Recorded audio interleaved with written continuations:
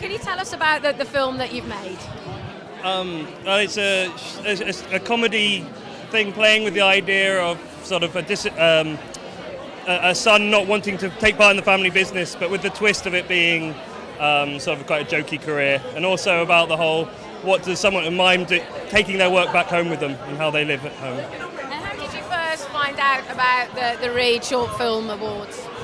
I believe you told me. Well, it was actually one of my friends told us about it, and we were all working together, and unfortunately when it actually came to the filming he wasn't able to be there, so unfortunately he was involved in the first half, but not actually in the final production of the film. And can you tell us what your roles are in the film? I guess I was editor and sound designer, and was pretty much there on the shoot for advice, I guess. Yeah. Mentor, he was mentoring me.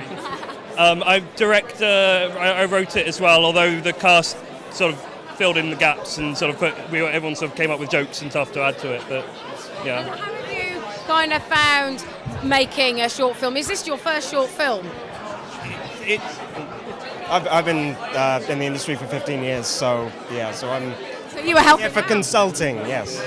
And, I mean, for me, it was my first short film. I worked on another, I directed another one, but it was a kind of big group effort.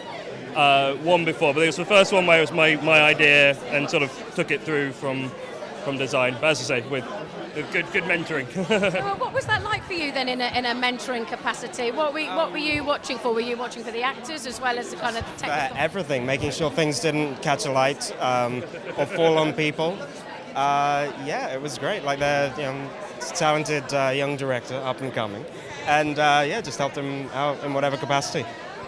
Was it interesting for you to sort of go back to the kind of rudimentary filmmaking? It wasn't that rudimentary. Because we had all the toys that I'd use on a movie or TV shoot. So we kind of just had a very strong director of photography as well, who's got a lot of experience. So between the two of them, they kept me hopefully pretty much on the straight and narrow, and not, as you were saying, setting fire to the kitchen or anything particularly disastrous like that. Being acknowledged by read.co.uk now as nominees. And what does that mean? I didn't hear that question, sorry. Being acknowledged by Read. What does that mean to you? It's amazing. Like, I mean, I was very happy with the idea when I came up with it, and just to get in the long list, I was like, oh my god, I was just really excited to get in the long list. I didn't think I'd get through to the short list, so it means a huge amount, like, to have that sort of recognition.